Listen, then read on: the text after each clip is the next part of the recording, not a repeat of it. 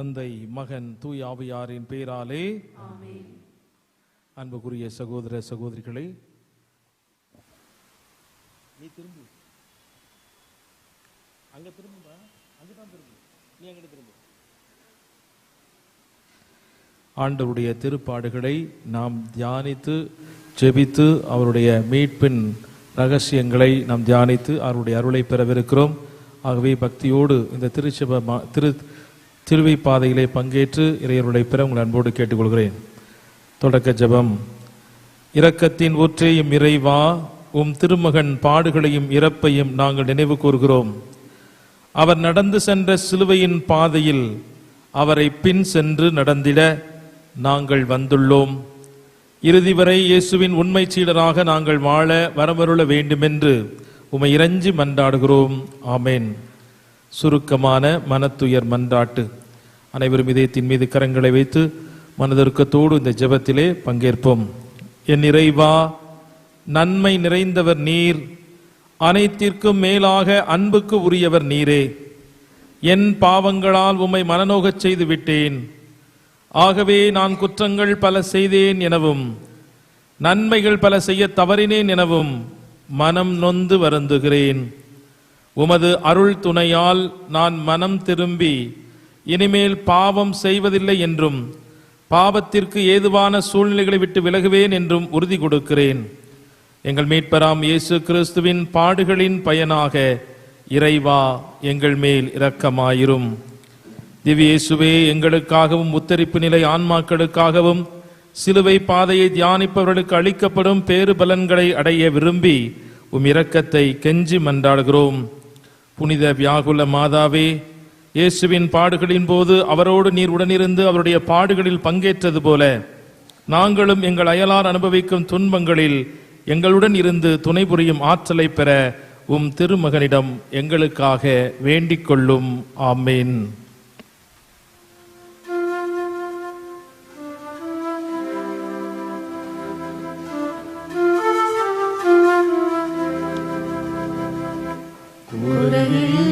மனிதனை குற்றவாளி என்று குறையுள்ள மனிதனை தீர்ப்பு செய்கிறார். குற்றவாளி கூண்டில் வாழும் மனிதன் என்றே தீர்ப்பு சொல்லும் அருகதை நமக்கு உள்ளதா? தீர்ப்பு சொல்லும் அருகதை நமக்கு உள்ளதா? முதலாம் நிலை. திவ்ய இயேசுவை உம்மை ஆராதித்து வணங்கி உமக்கு நன்றி அறிந்த தோத்திரம் செய்கின்றோம்.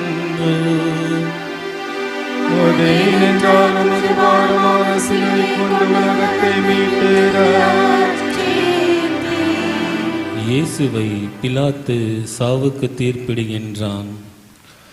திரண்டிருந்த மக்கள் அனைவரும் எழுந்து இயேசுவை பிலாத்தின் முன் கொண்டு சென்றனர். இவன் நம் மக்கள் சீரழிய காரணமாக இருக்கிறான். சீசருக்கு கப்பம் கட்டக்கூடாது என்கிறான். தானே மெசியாவாகிய அரசன் என்று சொல்லிக் கொள்கிறான். இவற்றையெல்லாம் நாங்களே கேட்டோம் என்று அவர்கள் இயேசுவின் மேல் குற்றம் சுமத்த தொடங்கினார்கள். பிலாத்து தலைமை குருக்களையும் ஆட்சியாளர்களையும் மக்களையும் ஒன்றாக வரவழைத்தான்.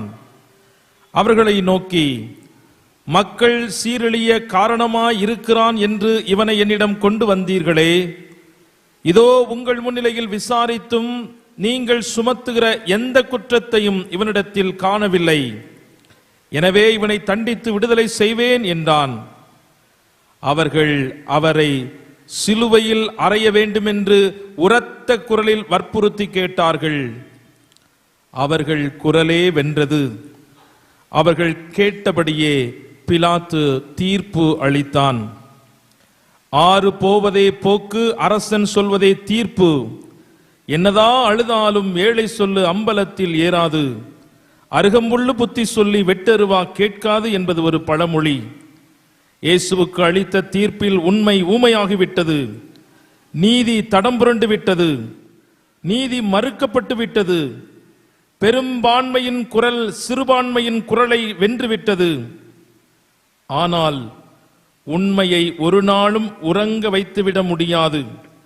ஒரு நாள் உண்மை வெளிவந்தே தீரும். தவறு செய்பவர்கள் தண்டித்து திருத்தப்பட வேண்டும் என்பது கடவுளின் நியதி. ஆனால் நிரபராதிகள் தண்டிக்கப்படுவது அநீதியானது.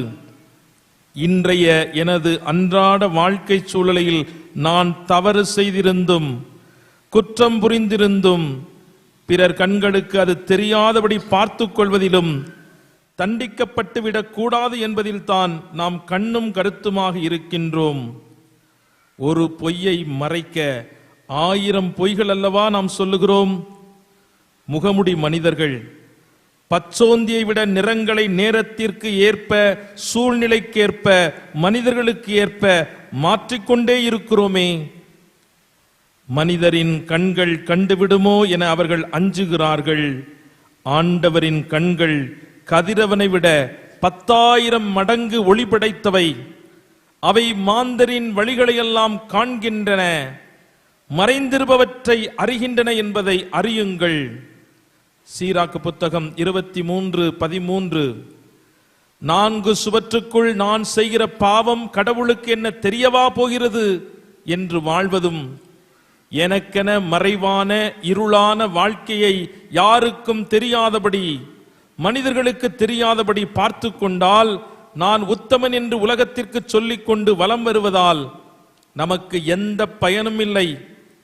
ஏனெனில் நம்முடைய வாழ்வை குறித்து அல்லும் பகலும் தேவ சமூகத்தில் குற்றம் சுமத்துவதற்காக நம்முடைய ஆத்துமாவின் எதிரியாகிய அலகை ஆண்டவருக்கு முன்பாக நின்று கொண்டிருக்கிறான் என்பதை திருவெளிப்பாடு நூல் 12:10 வாசிக்கின்றோம்.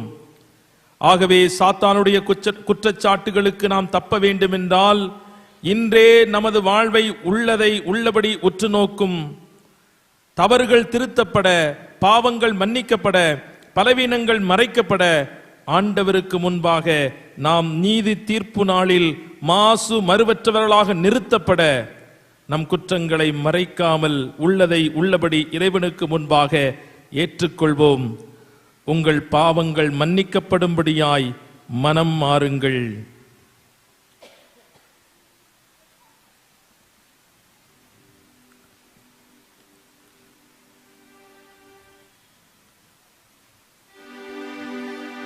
எங்கள் பேரில் தயவாயிரும் சுவாமி.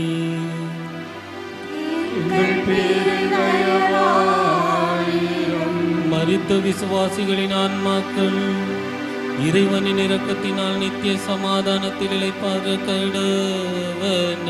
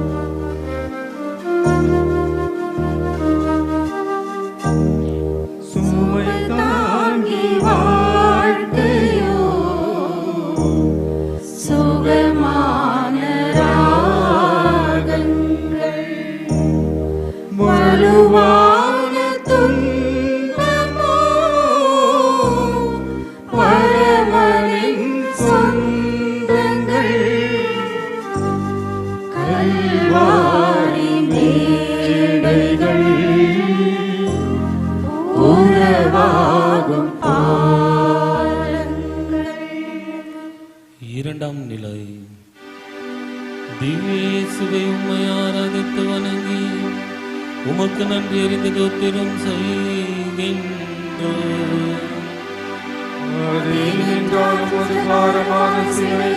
உலகத்தை மீட்டு ரட்சி. இயேசு சிலுவையை ஏற்றுக்கொள்கிறார். மத்தேயு நற்செய்தி 27ஆம் அதிகாரம் 29 முதல் 31. படை வீரர்கள் ஒரு முள்முடி பின்னி வலக்கையில் ஒரு கோலை கொடுத்து அவர் முன் முழந்தாள் படியிட்டு, யூதரின் அரசே வாழ்க என்று சொல்லி ஏளனம் செய்தனர். அவர் மேல் துப்பி அக்கோலை எடுத்து அவருடைய தலையில் அடித்தனர். அவரை ஏளனம் செய்தபின் அவர் மேல் இருந்த தளர் அங்கே கலற்றிவிட்டு அவருடைய ஆடைகளை அணிவித்து அவரை சிலுவையில் அறைவதற்காக இழுத்துச் சென்றனர். சிலுவை அவமானத்தின் சின்னம். கள்வர், தீவிரவாதி, நாட்டை காட்டிக் கொடுக்கிறவர்கள், கொடியவர்களைத்தான் சிலுவையில் அறைந்து தண்டிப்பது ரோமை அரசின் வழக்கம். ஆனால் அத்தகைய கொடிய தண்டனையை இயேசுவின் மேல் சுமத்துகிறார்களே ஏன்? மரத்தில் தொங்கவிடப்பட்டோர் சபிக்கப்பட்டோர் என்று மறைநூலில் எழுதியுள்ளது.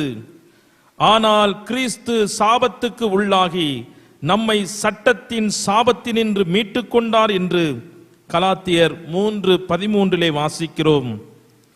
நம்மை சட்டத்தின் சாபங்களினின்று மீட்பதற்காக சபிக்கப்பட்ட மரத்தை தன் தோள் மேல் இயேசு ஏற்றுக்கொள்ளுகிறார். குடும்பத்தில் தொடர்ச்சியான இறப்புகள், பொருளாதார இழப்புகள், கை கால்கள் முடக்கப்பட்டு நரம்பு தளர்ச்சி ஏற்பட்டு படுத்த படுக்கையாக மாற்றப்பட்ட சூழல்கள், முடக்கப்பட்ட நிலை, தோல் வியாதிகள், அந்தரங்க குறைபாடு, திருமண தடைகள், குழந்தையின்மை, மூளை குழம்பி போதல், கை கால் ஊனமற்ற குழந்தைகள், புதிய புதிய நோய்கள், கேன்சர் வியாதிகள், உடலிலே குறிப்பிட்ட பகுதியிலே மட்டும் கடுமையான வலிகள், முள் குத்துவது போன்ற வேதனைகள், வேலை இழப்புகள், தற்கொலை எண்ணங்கள், தோல்விகளுக்கு மேல் தோல்வி என்று மனிதர்களின் வாழ்க்கையில் அன்றாடம் சிலுவைகள் சுமத்தப்பட்டு கொண்டே இருக்கின்றன. அறிவினால் புரிந்து கொள்ள முடியாத பல்வேறு காரியங்கள், மருத்துவத்திற்கு அப்பாற்பட்ட செயல்பாடுகள் தன்னிலும் தன்னை சுற்றிலும் நடைபெற்றுக் கொண்டிருப்பதை கண்டு மனிதர்கள் வியந்து இன்று கண்ணீர் வடித்துக் கொண்டிருக்கிறார்கள். இவைகளெல்லாம் சாபத்தின் தொல்லைகள் என்பது நமக்கு தெரியவில்லை. நாம் மனிதர்களோடு மட்டும் போராடுவதில்லை. ஆட்சி புரிவோர், அதிகாரம் செலுத்துவோர், இருள் நிறைந்த உலகின் மீது ஆற்றல் உடையோர், வான் வெளியில் சுற்றித் திரிகிற தீய ஆவிகள் ஆகியவற்றோடும் போராடுகிறோம். எனவே பொல்லாத நாள் வரும்போது எதிர்த்து நின்று அனைத்தின் மீது வெற்றி பெற்று நிலை நிற்க வல்லமை பெறும்படி கடவுள் அருளும் எல்லா படைக்கலன்களையும் எடுத்துக் கொள்ளுங்கள் என்று எபேசியர் புத்தகம் 6வது அதிகாரம் 12-13 நாம் வாசிக்கிறோம். சாத்தானுக்கு எதிரான போராட்டத்தில் நமக்கு உதவியாக இருப்பது இந்த சிலுவை மரம்தான். சாபத்தை முறித்த இந்த சிலுவையை உற்று நோக்கி நமது வாழ்வை பரிசுத்தமாக்கும் போது மட்டுமே நமக்கு விடுதலை உண்டு என்பதை அறிந்தவர்களாய் இயேசுவின் தோள் மீது சுமத்தப்பட்டு பரிசுத்தமாக்கப்பட்ட சிலுவையை உற்று நோக்கி விடுதலை அடைய முன் வருவோமா? சாத்தானின் வஞ்சக சூழ்ச்சிகளுக்கு ஆளாகி பாவத்திற்கு பலியான ஒவ்வொரு நிகழ்வையும் ஆண்டவரிடத்தில் இப்போது ஒப்புக் கொடுத்து மனமாற்றம் அடைவோம். ஆமேன். எங்கள் பேரில் தயவாயிரும் சுவாமி, எங்கள் பேரில் தயவாயிரும்.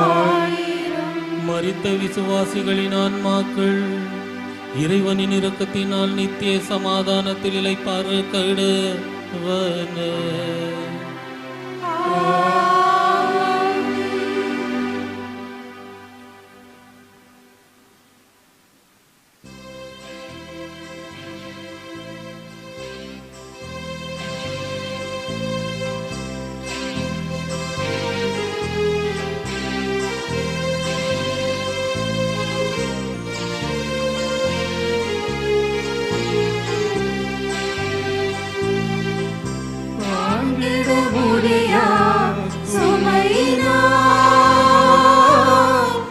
முதல் முறை தடுமாறி வீழ்ந்தீரே, உம்மை நான் தொடர வேண்டுமே. இயேசுவே உம் சிலுவையை சுமக்க வேண்டுமே. மூன்றாம் நிலை. திவ்யேசுவை உம்மை ஆராதித்து வணங்கி உமக்கு நன்றி அறிந்தது திறம் செய்கின்ற மதுபாரமான சிலுவை கொண்டு உலகத்தை மீட்டு ரட்சித்தீர். இயேசு முதல் முறை தரையில் விழுகின்றார். திருப்பாடல் 22:12 முதல் 14. காளைகள் பல என்னை சூழ்ந்து கொண்டுள்ளன, பாசானின் கொழுத்த எருதுகள் என்னை வளைத்து கொண்டன. அவர்கள் என்னை விழுங்க தங்கள் வாயை அகல திறக்கிறார்கள். இரைதேடி சீறி முழங்கும் சிங்கம் போல் பாய்கிறார்கள். நான் கொட்டப்பட்ட நீர் போல் ஆனேன், என் எலும்புகள் எல்லாம் கலன்று போயின. என் இதயம் மெழுகுபோல் ஆயிற்று, என் உள்ளுறுப்புகளின் நடுவே உருகி போயிற்று. என் வலிமை ஓடு போல காய்ந்தது, என் நாவு மேலெண்ணத்தோடு ஒட்டி கொண்டது. என்னை சாவின் புழுதியிலே தள்ளிவிட்டார்கள். வீழ்ச்சி மனித வாழ்க்கையின் எழுச்சிக்கு ஒரு முன் தயாரிப்பு. வாழ்க்கையில் வீழ்ந்தவனெல்லாம் மடிந்து போவதில்லை, மடிந்து போனவையெல்லாம் மக்கி போவதும் இல்லை. வீழ்ந்து எழுவதில் தான் புது வழிகளை காண முடியும். சாய்ந்து வளைந்து கொடுத்து நிமிர்ந்து நிற்பதில் தான் வாழ்க்கையின் அர்த்தங்கள் பொருள் புரியும். நாணல் செடி காற்றிலே சாய்கிறதை ஒழிய சரிந்து விழுவதில்லை. நடக்க முடியாதவர்களை நடக்கச் செய்தார், பார்வையற்றவர்களை பார்க்கச் செய்தார். அத்தகைய வல்லமை பெற்ற இயேசுவா இங்கே கீழே விழுந்து கிடக்கிறார். ஏன், எதற்காக? தண்ணீரில் விழுந்த ஒருவரை காப்பாற்ற வேண்டும் என்றால் நாமும் தண்ணீரில் விழுந்துதானே காப்பாற்ற முடியும்.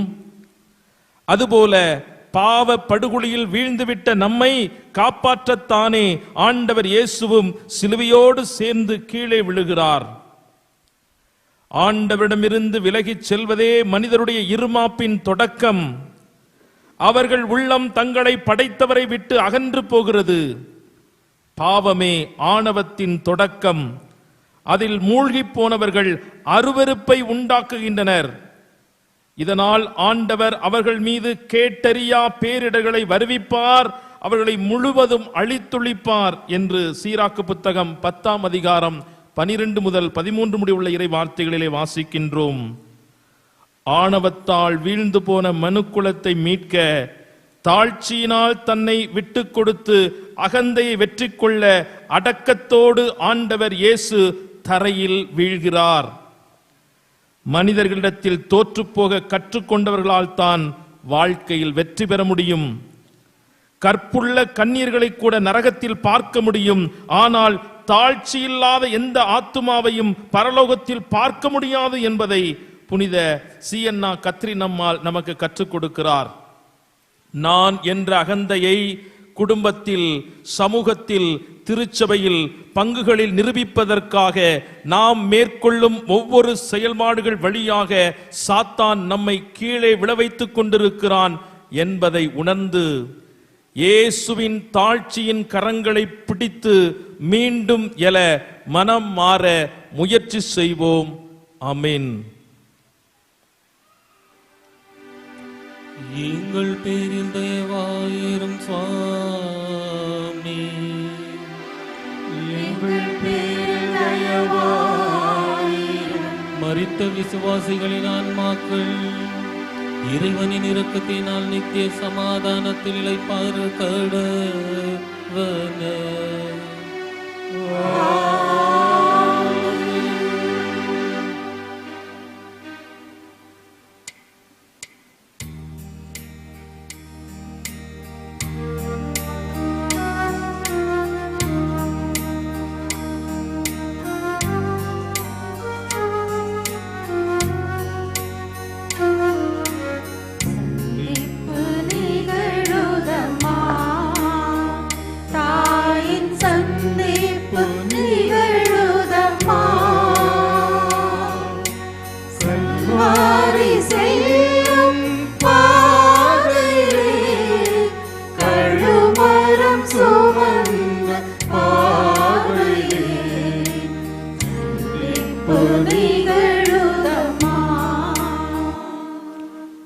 நான்காம் நிலை.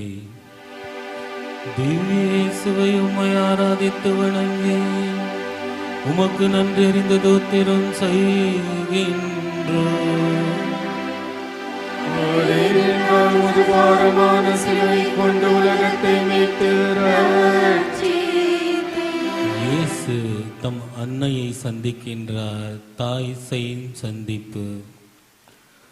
லூக்கா நற்செய்தி 2ஆம் அதிகாரம் 34 முதல் 35. சிமியோன் அவர்களுக்கு ஆசி கூறி அதன் தாயாகிய மரியாவை நோக்கி, இதோ இக்குழந்தை இஸ்ரவேல் மக்களுள் பலரின் வீழ்ச்சிக்கும் எழுச்சிக்கும் காரணமாக இருக்கும், எதிர்க்கப்படும் அடையாளமாகவும் இருக்கும்.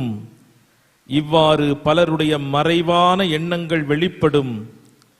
உமது உள்ளத்தையும் ஒரு வாள் ஊடுருவி பாயும் என்றார். மாதா பிதா குரு தெய்வம் என்பதற்கு தமிழ் அறிஞர் கூறுகிற விளக்கம் என்னவெனில், தாய் சொல்லித்தான் தந்தையை நமக்கு தெரியும், தந்தை வழிகாட்டித்தான் நல் ஆசிரியர்கள் நமக்கு தெரியும், நல் ஆசிரியர்களின் கற்பித்தல் தான் கடவுளை கண்டுகொள்ளச் செய்யும். ஆனால் ஒரு மனிதன் தன் தாயை அதிகமாக நேசித்தாலே போதும், கடவுளை கண்டுகொள்வதற்கான வழியை எளிதில் கண்டுகொள்ளலாம்.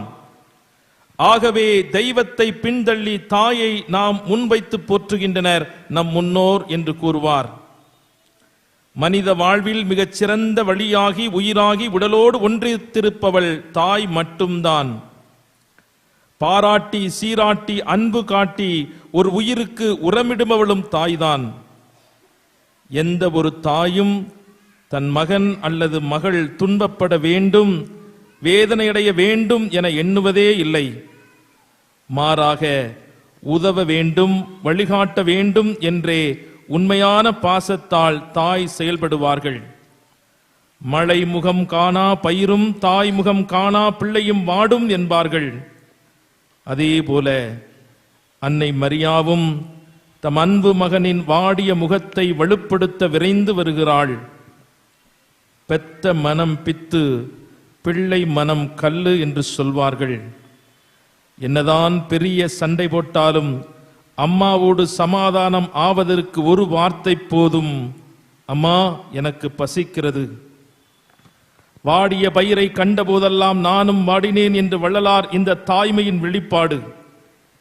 தனது மகன் உடலில் பட்ட வேதனையை உள்ளத்தில் தாங்கி உடைந்து உருக்குலைந்து நிற்கும் தாய் உள்ளம், தனது மகனை அவர் நேசித்ததை விட இந்த மனுக்குலத்தை சிறப்பாக உங்களையும் என்னையும் அதிகமாக நேசித்ததின் விளைவாக தன்னுடைய மகனுடைய துன்பத்தையும் அவமானத்தையும் சகித்துக் கொள்கிறாள் இந்த தாய். உள்ளத்திலே போட்டு அதனை புதைத்துக் கொள்ளுகிறாள். இதோ ஆண்டவருடைய அடிமை, உமது சித்தம் என் வாழ்க்கையிலே நிறைவேறட்டும் என்று தன்னையே ஒப்பு கொடுத்த இந்த தாய் இன்று அதற்காக தன் மகனையே தாரையாக வார்க்கின்றாள்.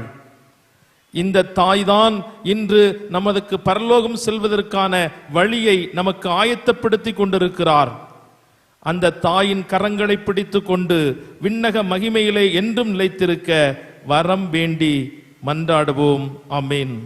அருள் நிறைந்த மரியே, நீர் வாழ்க, ஆண்டவர் உம்முடனே, பெண்களுக்குள் ஆசீர்வதிக்கப்பட்டவள் நீரே, உம்முடைய திருவயிற்றின் கன்னியாகிய இயேசுவும் ஆசீர்வதிக்கப்பட்டவரே. புனித மரியே, இறைவனின் தாயே, பாவிலாகிற எங்களுக்காக இப்பொழுதும் எங்கள் இறப்பின் வேளையிலும் வேண்டிக் கொள்ளும். ஆமென்.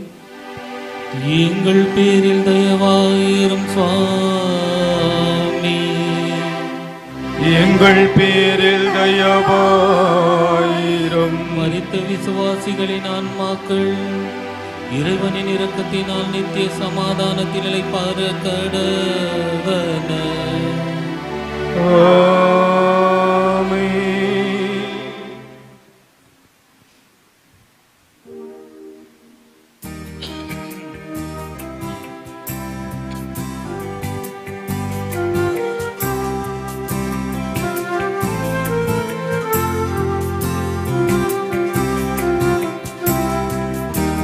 எண்ணற்ற மாந்த வேடிக்கை பார்க்க சீமோனும் வந்த சிலுவை ஏற்க. இயேசுவே,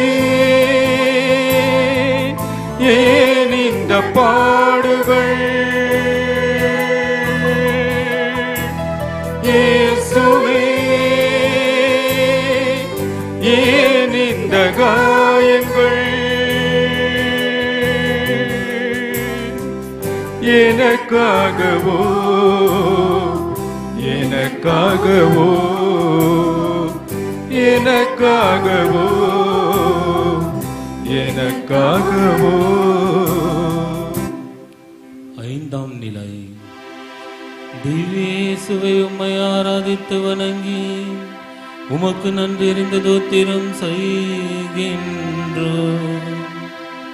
அதேனென்றாலும் மதுபாரமான சிலுவை கொண்டு உலகத்தை மீட்டு ரட்சித்தே. சிலுவையை சுமக்க சீரன் ஊரான சீமோன் இயேசுவுக்கு உதவுகின்றார். லூக்கா நற்செய்தி 23-26. அவர்கள் இயேசுவை இழுத்துச் சென்று கொண்டிருந்த போது சீரேன் ஊரைச் சேர்ந்த சீமோன் என்பவர் வயல் வெளியிலிருந்து வந்து கொண்டிருந்தார். அவர்கள் அவரை பிடித்து அவர் மேல் இயேசுவின் சிலுவையை வைத்து அவருக்கு பின் அதை சுமந்து கொண்டு போகச் செய்தார்கள். ஒரு மனிதனுக்கு கொடுக்கப்படும் உச்சபட்ச தண்டனை என்று மரண தண்டனையை கூறுவார்கள். ஆனால் அதைவிட மிக பெரிய தண்டனையாக இன்று கருதப்படும் சமூக தீமை மனிதர்களை கண்டுகொள்ளாமல் அவர்களை ஒதுக்கி தள்ளுவது, தனிமைப்படுத்துவது, அவர்களுடைய இருப்பை அங்கீகரிக்காமல் விட்டுவிடுவது. இது சிறையை விட மேலான சித்திரவதைகளை மனிதர்கள் இன்று இல்லங்களில் சந்தித்துக் கொண்டிருக்கிறார்கள். வயது முதிர்ந்தவர்கள், நோய்வாய்ப்பட்டவர்கள், மாற்றுத்திறனாளிகள், மனநிலை சமநிலையற்றோர், திருநங்கையர், ஏழைகள், திறமையற்றோர் என்று சமூகத்தின் பொதுவெளியில் இயல்பாக செயல்பட முடியாதவர்களை இந்த உலகம் கண்டுகொள்ளாமல் ஒதுக்குகிறது, கண்டுகொள்ளாமல் கைவிடுகிறது. அவர்களை அன்றாடம் கொன்று கொண்டிருக்கிறது. விபத்தில் அடிபட்டவர்களுக்கு உதவுவதை விட தங்களது செல்போன்களில் படங்களை பிடித்து பலருக்கும் அனுப்புவதில் ஆர்வம் காட்டுகிறது இன்றைய உலகம். நமது மறைந்த திருத்தந்தை பிரான்சிஸ் மனிதர்களை கண்டுகொள்ளாமல் இருப்பதுதான் சாவான பாவம், ignorance is the highest form of sin என்பதை தனது கண்டிப்பான வார்த்தைகளில் கூறுகிறார். பிறருக்கு உதவும் உள்ளங்களே உயர்ந்த உள்ளங்கள். ஆபத்தில் உதவி செய்வது தவறில்லை. உதவி கேட்டு வருபவனுக்கு உள்ளதையெல்லாம் தரவில்லை என்றாலும் நல்ல கனிவுள்ள பண்புள்ள உள்ளத்தையாவது காட்டுபவனே உயர்ந்த மனிதன். எத்தனையோ மக்கள் இயேசு சிலுவை சுமந்து சென்றதை நின்று வேடிக்கை மட்டுமே பார்த்து கொண்டிருந்தனர். இயேசுவின் துன்பத்தை, வேதனையை, அவமானத்தை, சித்திரவதை செய்யப்படுவதை அவர்கள் பார்த்து கொண்டு சகித்துக் கொண்டிருந்தார்கள். ஆனால் சீரேன் என்ற ஊரை சார்ந்த சீமோன் மட்டும் இயேசுவின் சிலுவையை சுமக்க தனது உதவிக்கரம் நீட்ட முன் வருகிறார். இரு கை கூப்பி கடவுளை வணங்குவதை விட ஒரு கை நீட்டி உதவி செய், இரு கை உன்னை வணங்கும் கடவுளாக என்று புனித அன்னை தெரசாள் நமக்கு கற்றுக் கொடுக்கிறார். ஆண்டவரும் போதகருமான நான் உங்கள் காலடிகளை கழுவினேன் என்றால் நீங்களும் ஒருவர் மற்றவருடைய காலடிகளை கழுவ கடமைப்பட்டிருக்கிறீர்கள். உதவி என்பது கடமையோடு செய்யப்பட வேண்டிய ஒன்று. ஆகவே ஆண்டவர் இயேசு நமக்கு செய்தது போல நம்மோடு வாழுகிற சகோதர சகோதரிகளுக்கு, குறிப்பாக நம்முடைய இல்லங்களில் வாழுகிற முதியவர்கள், குழந்தைகள், இன்னும் சமநிலையற்ற நிலையில் இருக்கிற ஒவ்வொரு மக்களுக்கும் நம்முடைய உடனிருப்பை, அன்பான பிரசன்னத்தை, உதவியை செய்து இறைவனுக்கு மகிமை சேர்க்க வேண்டுவோம். ஆமென். எங்கள் பேரில் தயவாயிரும் சுவாமி, எங்கள் பேரில் தயவாயிரும். மரித்த விசுவாசிகளின் ஆன்மாக்கள் இறைவனின் இரக்கத்தினால் நித்திய சமாதானத்தில் இளைப்பாறு கடவன.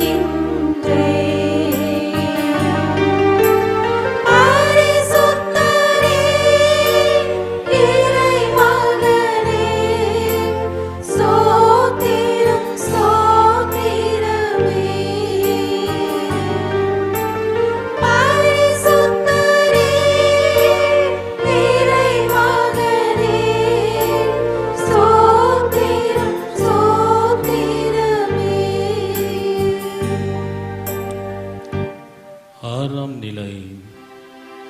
திவ்ய இயேசுவை உம்மை ஆராதித்து வணங்கி உமக்கு நன்றி அறிந்த தோத்திரம் செய்கின்றோம். அதே நின்றாலும் ஒரு பாரமான சிலை கொண்டு உலகத்தை மீட்டு இயேசுவின் திருமுகத்தை தொடுக்கின்றார் வீர திருமகள் வெரோனிகா. எசாயா புத்தகம் 61வது அதிகாரம் 3வது இறைவார்த்தை.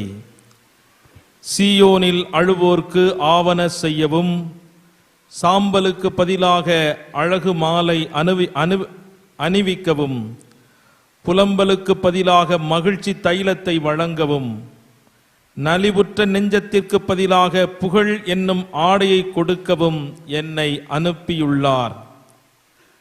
அழகும் தெய்வீகமும் மிகுந்த இயேசுவின் திருமுகம் அகோரமாய் இருப்பதைக் கண்டு துடிதுடிக்கும் நெஞ்சுடன் கூட்டத்தை விலக்கிக் கொண்டு வெரோனிகா என்ற வீர பெண்மணி தன் கைத்துணியை கொண்டு துடைத்துவிட முன்னே செல்கிறார். 4 பேர் 4 விதமாக பேசிவிடுவார்கள், எச்சரிக்கையாயிரு. உடலை கூறு போட்டு விற்கும் கண்களுக்கு இடையில் கொஞ்சம் புன்முறுவல் பூத்தாலும் விசாரணை தொடங்கும். இத்தகைய கூட்டத்தினை உதறி தள்ளிவிட்டு ஆண்டவர் இயேசுவை சந்திக்கும் இந்த பெண்மணி யார்? கற்பு, ஒழுக்கம், கட்டுப்பாடு இவைகளெல்லாம் இன்றும் ஒரு சாராருக்கென வகுக்கப்பட்டிருக்கும் நியதியாகவே இருப்பது ஏன்? பெண்களை இன்றும் பயன்படுத்தி தூக்கி எறியும் பொருளாக, வேலை செய்யும் எந்திரமாக, இன்பத்தின் சுவையாக, கவர்ச்சி பொருளாக காண்பது ஏன்? இன்னும் நம்முடைய மனநிலைகள் மாறாமல் புதுமை தோற்றத்தில் வலம் வரும் பழமைவாதிகளாகத்தான் இருக்கின்றோம். வீட்டுக்குள்ளே பெண்ணை பூட்டி வைப்போம் என்ற விந்தை மனிதர் மாய்ந்து விட்டார் என்று கேட்பதற்கு நன்றாக இருப்பினும், இன்றும் பெண்கள் பலவிதங்களில் முடக்கப்படவும், கற்பழிக்கப்படவும், விமர்சனம் செய்யப்படவும், ஏளனம் செய்யப்படவும், இன்னும் பல்வேறு கற்பிதங்கள் மூலமாக அடக்கப்படவும் செய்யப்படுகிற இந்த நிலையிலே இயேசுவின் மனநிலையை பெற நாம் முயற்சி செய்யலாமே. எல்லாம் வல்ல ஆண்டவரோ ஒரு பெண்ணின் கையால் அவர்களை முறியடித்தார். வலிமை வாய்ந்த அவனை இளைஞர் வெட்டி வீழ்த்தவில்லை, அரக்கர்கள் அடித்து நொறுக்கவில்லை, உயரமான ராட்சதர்கள் தாக்கவில்லை. ஆனால் மெராரியின் மகள் யூதித்து தன் முக அழகால் அவனை ஆற்றல் இழக்கச் செய்தார் என்று ஆண்டவருக்கு புகழ் பாடும் யூதித்துக்கள், எஸ்தர்கள் இன்றும் எழும்பி ஆண்டவருக்காக பணி செய்ய முன்வர இறையருள் வேண்டி இணைந்து மன்றாடுவோம். ஆமென். எங்கள் பேரில் தயவாயிரும் சுவாமி, எங்கள் பேரில் தயவாயிரும். மரித்த விசுவாசிகளின் ஆன்மாக்கள் இறைவனின் இரக்கத்தினால் நித்திய சமாதானத்தில் இளைப்பாற கடவன.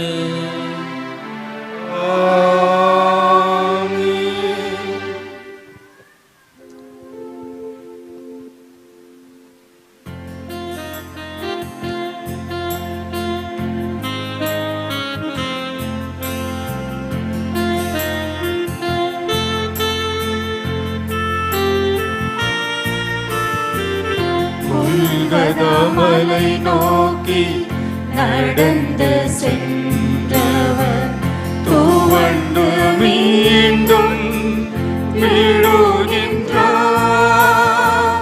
பூமி மடியில் முகத்தை புதைத்து சிலுவையோடு செரிகின்றார். சிலுவை மரத்தில் நம் மீட்பு தெரியுது. அவர் பார சுவடில் நம் பாவம் மறையுது. ஏழாம் நிலை. திவ்யேசுவை உம்மை ஆராதித்து வணங்கி உமக்கு நன்றி அறிந்த தோத்திரம் செய்கின்றோம். அதேனென்றாலும் அது பாரமான சிலை கொண்ட உலகத்தை மீட்டு ரட்சித்தீர். இயேசு இரண்டாம் முறை தரையில் விழுகின்றார். எசாயா புத்தகம் 53ஆம் அதிகாரம் 4 முதல் 6 முடியவுள்ள இறை வார்த்தைகள். மெய்யாகவே அவர் நம் பிணிகளை தாங்கிக் கொண்டார், நம் துன்பங்களை சுமந்து கொண்டார். நாமோ அவர் கடவுளால் வதைக்கப்பட்டு நொறுக்கப்பட்டவர் என்றும் சிறுமைப்படுத்தப்பட்டவர் என்றும் எண்ணினோம். அவரோ நம் குற்றங்களுக்காக காயமடைந்தார், நம் தீச்செயல்களுக்காக நொறுக்கப்பட்டார். நமக்கு நிறை வாழ்வு அளிக்க அவர் தண்டிக்கப்பட்டார். அவர் தம் காயங்களால் நாம் குணமடைகிறோம். ஆடுகளைப் போல நாம் அனைவரும் வழிதவறி அலைந்தோம். நாம் எல்லோரும் நம் வழியே நடந்தோம். ஆண்டவரோ நம் அனைவரின் தீச்செயல்களையும் அவர் மேல் சுமத்தினார். வீழ்தலுக்கான பதிலை நான் பெற்றுக்கொண்டேன். என் பாவங்கள் அல்லவா உம்மை மீண்டுமாக கீழே வீழ்த்தியிருக்கிறது. விண்ணுக்கும் மண்ணுக்கும் இடையே போராட்டத்தில் இதோ மண் இரண்டாவது முறையாக மிரட்டி பார்க்கிறது. அன்பு மகனே, மகளே, நான் மாற வேண்டும், என் சிந்தனை மாற வேண்டும், என் செயல்கள் மாற வேண்டும், நான் பாவத்தை விட்டு வெளியேற வேண்டும் என்று உறுதியோடு ஆரம்பித்த உன் முயற்சியில் நிலைத்து நிற்க முடியாமல் வீழ்ந்து விட்டாயோ? நான் எதை செய்ய விரும்புகிறேனோ அதை நான் செய்ய முடிவதில்லை. எதை செய்யக்கூடாது என்று எண்ணிக்கொண்டிருக்கிறேனோ அதையே நான் விரைந்து செய்து முடிக்கிறேன். என் பலவீனம் தைத்த முள் போன்று என்னுள்ளே குத்திக்கொண்டே இருக்கிறது. அது சாத்தான் அனுப்பிய தூதனை போல் இருக்கிறது என்று புனித பவுலடியாரை போல அன்றாடம் புலம்பிக் கொண்டிருக்கிறீர்களோ? உடலுக்கும் ஆன்மாவிற்கும் நடக்கும் போராட்டத்தில் உடல் வென்றுவிட்டதென்று நினைக்கிறீர்களா? மீண்டும் மீண்டும் செய்த பாவங்களையே திரும்பச் செய்கிறேன் என்று நினைவு கூறுகிறீர்களா? பலவீனம் என்னை தொடர்ந்து கொண்டே இருக்கிறது என்று வருந்திக் கொண்டிருக்கிறீர்களா? எத்தனை முறை பாவத்தில் விழுந்தோம் என்பதில் அல்ல, மாறாக எவ்வளவு வேகமாக அதிலிருந்து விடுபட இறையருளை நாடுகிறோம் என்பதில் தான் நமது ஆத்தும மீட்பின் ரகசியம் அடங்கியிருக்கிறது. யார் ஒருவர் சோதனை வரும்பொழுது பக்தியோடு சிலுவை அடையாளம் வரைகிறார்களோ அவர்கள் நரகத்திற்கு பயங்கரத்தையும் மோட்சத்தில் மகிழ்ச்சியும் ஏற்படுத்துகிறார்கள் என்று புனித ஜான் மரிய வியானி கூறுவார். நம் சோதனைகள் வேளெல்லாம், நம் சோதனைகளின் வேளைகளில் எல்லாம் திருச்சிலுவையை பயன்படுத்தி அந்த ஆத்தும எதிரியாகிய சாத்தானையும் பலவீனத்தை கொண்டு வருகிற இந்த உடல் உறுப்புகளில் ஏற்படுகிற பலவீன அசதிகள், சோர்வுகள் இவற்றையும் வென்றெடுக்க இறைவனுடைய கரங்களை பிடித்து மீண்டும் எழும்ப இறையருள் வேண்டி இணைவோம். ஆமென். எங்கள் பேரில் தயவாயிரும் சுவாமி, எங்கள் பேரில் தயவாயிரும். மரித்த விசுவாசிகளின் ஆன்மாக்கள் இறைவனின் இரக்கத்தினால் நித்திய சமாதானத்தில் இளைப்பாறு கடவன. ஆமென்.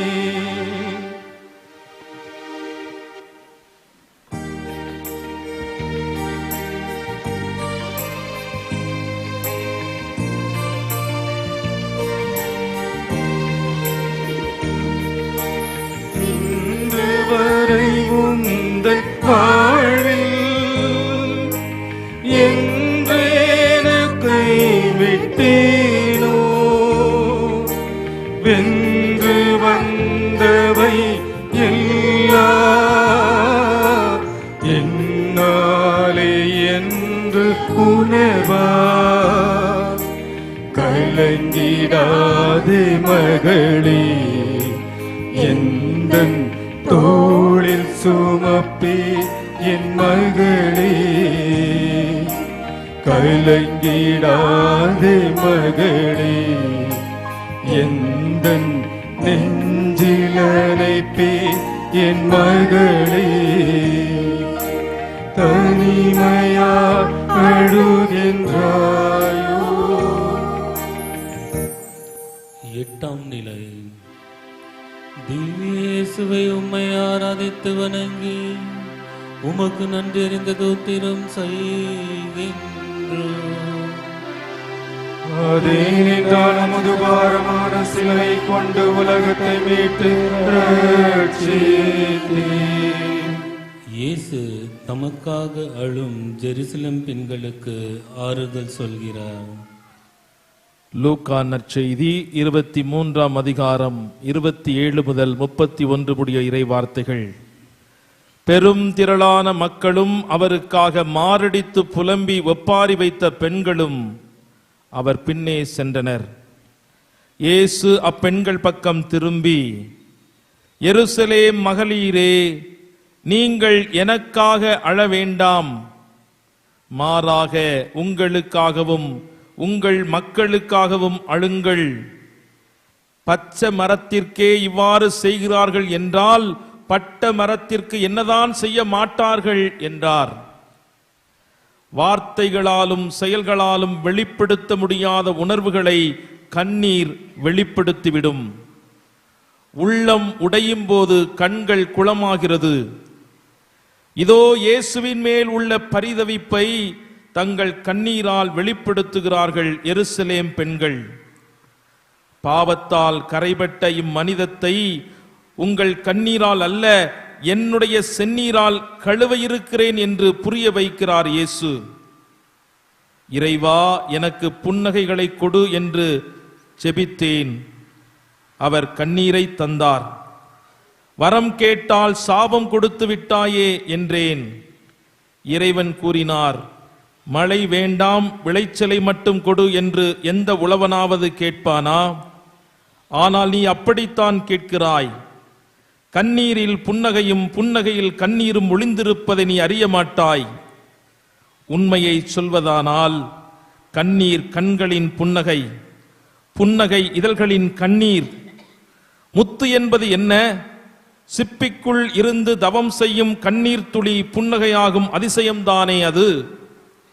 கண்ணீரில் மலரும் புன்னகை பூக்கள் வாடிவிடுவதில்லை என்பதை அறிவாயாக. மேலும் கண்ணீர்தான் உன்னை காட்டுகிறது.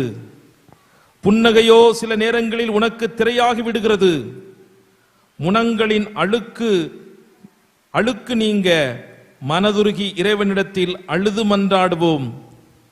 ஆகாரின் கண்ணீரை கண்டு நீ எங்கிருந்து வருகிறாய், எங்கே உன் வாழ்வு போய்க் கொண்டிருக்கிறது என்று பேசி அவளுடைய வாழ்வை சரிப்படுத்தி அவளுடைய கண்ணீரை துடைத்த இறைவன் இன்றும் நம்முடைய கண்ணீருக்கு காரணம் என்ன, அதை நீக்குவதற்கு என்ன செய்ய வேண்டும் என்று கற்றுக் கொடுத்து கொண்டிருக்கிறார். அவருடைய கண்ணீர் அனைத்தையும் அவர் துடைத்து விடுவார். இனிமேல் சாவு இராது, துயரம் இராது, அழுகை இராது, துன்பம் இராது. முன்பு இருந்தவையெல்லாம் மறைந்துவிட்டன என்று நம் ஆண்டவர் இன்று நமக்கு கண்ணீர் வடித்துக் கொண்டிருக்கிற ஒவ்வொரு பிள்ளைகளுக்கும் வாக்குத்தத்தம் கொடுக்கிறார். இயேசு இவ்வுலகத்தில் வாழ்ந்த காலத்தில் தம்மை சாவிலிருந்து காப்பாற்ற வல்லவரை நோக்கி உரத்த குரல் எழுப்பி கண்ணீர் சிந்தி மன்றாடி வேண்டினார். அவர் கொண்டிருந்த இறைப்பற்று கலந்த அச்சத்தை முன்னிட்டு கடவுள் அவருக்கு செவிசாய்த்தார். அவர் இறைமகனாயிருந்தும் துன்பங்கள் வழியே கீழ்ப்படிதலை கற்றுக் கொடுத்தார். உன் கண்ணீரை தோற்பைகளிலே சேர்த்து வைத்திருக்கிறேன். கண்ணீரோடு விதைத்தவர்கள் மகிழ்ச்சியோடு அறுவடை செய்வார்கள் என்ற வார்த்தையின்படி இன்று உன் பிள்ளைகளுக்காக, உன் குடும்பத்திற்காக, இந்த சமூகத்திற்காக நடக்கின்ற அவலங்களுக்கு கண்ணீர் விடும் மகனே, மகளே, உன் கண்ணீரின் நாட்கள் முடிந்து மகிழ்ச்சியின் தைலத்தால் ஆண்டவர் நிரப்புகிற நாட்கள் அண்மையில் இருக்கிறது என்பதை உணர்ந்து ஆண்டவரிடத்தில் நம்பிக்கையோடு நம்மை ஒப்புக் கொடுத்து நமது கண்ணீரை அவர் பாதத்தில் சமர்ப்பித்து மன்றாடுவோம். ஆமென். எங்கள் பேரில் தயவாயிரும் சுவாமி, எங்கள் பேரில் தயவாயிரும். மரித்த விசுவாசிகளின் ஆன்மாக்கள் இறைவனின் இரக்கத்தினால் நித்திய சமாதானத்தில் இளைப்பாற கடவன.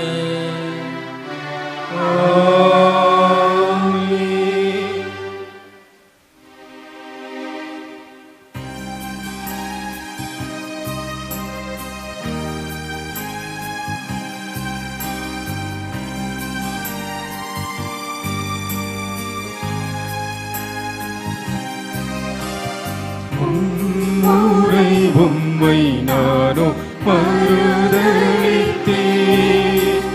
மூன்றாம் முறை மீண்டும் சாட்டு காலடித்தேன். முழு உடலையும் இரத்த கசையாக்கிவிட்டேன்,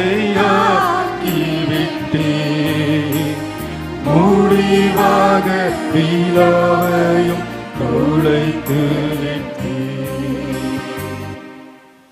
9ஆம் நிலை. திவ்யேசுவை உம்மை ஆராதித்து வணங்கி உமக்கு நன்றி அறிந்த தோத்திரம் செய்கின்றோம். அதேனென்றாலும் ஒரு பாரமான சிலுவை கொண்டு உலகத்தை மீட்டு ரட்சித்தீர். இயேசு 3ஆம் முறை தட்டும் தடுமாறி கீழே விடுகின்றார். எரேமியா புத்தகம் 20வது அதிகாரம் 10 முதல் 12. சுற்றிலும் ஒரே திகில் என்று பலரும் பேசிக் கொள்கிறார்கள். பழி சுமத்துங்கள், வாருங்கள் அவன் மேல் பழி சுமத்துவோம் என்கிறார்கள். என் நண்பர்கள் கூட என் வீழ்ச்சிக்காக காத்திருக்கிறார்கள். ஒருவேளை அவன் மயங்கி விடுவான், நாம் அவன் மேல் வெற்றி கொண்டு அவனை பழி தீர்த்துக் கொள்ளலாம் என்கிறார்கள். ஆனால் ஆண்டவர் வலிமை வாய்ந்த வீரரை போல் என்னோடு இருக்கிறார்.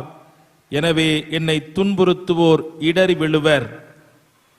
விண்ணகமே நமது தாய் நாடு, இவ்வுலகம் நாம் வந்து செல்லக்கூடிய கூடாரம். கூடாரத்தை பிடித்துக் கொண்டு நிரந்தரமான விண்ணக இல்லத்தை நாம் இழந்துவிடக் கூடாது. ஆகவே மேலுலகை சார்ந்தவை பற்றியே எப்போதும் சிந்தியுங்கள் என்று புனித பவுலடியார் நமக்கு இடையராது வலியுறுத்தி கொண்டிருக்கிறார். காண்கின்ற இந்த உலகம் நிரந்தரமானது அல்ல. இந்த உலகத்தில் நம்மை தக்க வைத்துக் கொள்வதற்காக ஓடிக்கொண்டிருக்கும் இந்த வாழ்க்கை எப்படியாவது பொருள் சேர்த்துவிட வேண்டும் என்று லஞ்சம், ஊழல், பொய், ஏமாற்றுதல், பித்தலாட்டம், நேர்மையற்ற நிலை, உண்மையற்ற தன்மையில் ஈடுபடுதல் நமது ஆத்தும வீழ்ச்சிக்கு ஆதாரமாக மாறிவிடுகின்றது. இவ்வுலகத்தில் நாம் செய்யும் இந்த பாவங்களுக்கு வியாபார யுத்தி, புத்திசாலித்தனம், திறமை, தொழில் ரகசியம் என்று எந்த பெயரினில் உங்களை மறைத்து ஏமாற்றிக் கொண்டாலும் ஆண்டவர் நம் உள்ளெண்ணங்களை அறிந்தவராயிருக்கிறார். மனிதர்களிடையே எந்த வழியும் கடவுளுக்கு மறைவாய் இருப்பதில்லை. கடவுளை ஏமாற்றி விடலாம் என்று நாம் கனவிலும் நினைத்து விடாதீர்கள். தீர்ப்பு நாளில் நாம் செய்த ஒவ்வொரு செயல்களுக்கு ஏற்றவாறே நமக்கு கைமாறு கிடைக்கும். ஒவ்வொருவரும் தம்முடைய வாழ்வை குறித்தே இறைவனுக்கு கணக்கு கொடுக்க வேண்டும். மிகுந்த செல்வம் உடையவர்களாய் இருப்பதால் நீங்கள் விண்ணகம் சென்று விடுவீர்கள் என்று உங்களுக்கு உத்தரவாதம் கொடுத்தது யார்? இறையச்சத்தோடு உங்கள் வாழ்வை கட்டி எழுப்பாத ஒவ்வொரு தருணங்களிலும் இயேசு மீண்டும் மீண்டும் கீழே வீழ்த்தப்படுகிறார். எதை உண்பது, எதை குடிப்பது, எதை உடுத்துவது என்று எப்போதும் மன்னகத்தை நோக்கியே உங்கள் வாழ்வை நகர்த்தாமல் மேல் நோக்கி பார்த்து மீண்டும் எழுந்த இயேசுவைப் போல நாமும் நம்முடைய மனங்களை மேல் நோக்கிய சிந்தனைகளால் நடத்த முயற்சிப்போம். உலகம் தேடுவதை விடுத்துவிட்டு உலகம் வெறுப்பதை நாடுங்கள். புனித லொயோலா இஞ்ஞாசியார், நம்முடைய வேலை மோட்சத்தை அடைவதே, மற்ற அனைத்தும் நேர விரயமே என்று புனித வின்சென்ட் தே பவுல் கூறுகிறார். ஆகவே மண்ணகத்தை துறந்து விண்ணகத்தை தேடி கண்டடைய இறையருள் வேண்டி இணைந்து மன்றாடுவோம். ஆமென். எங்கள் பேரில் தயவாயிரும் சுவாமி, எங்கள் பேரில் தயவாயிரும். மரித்த விசுவாசிகளின் ஆன்மாக்கள் இறைவனின் இரக்கத்தினால் நித்திய சமாதானத்தில் இளைப்பாற கடவன. ஆமென்.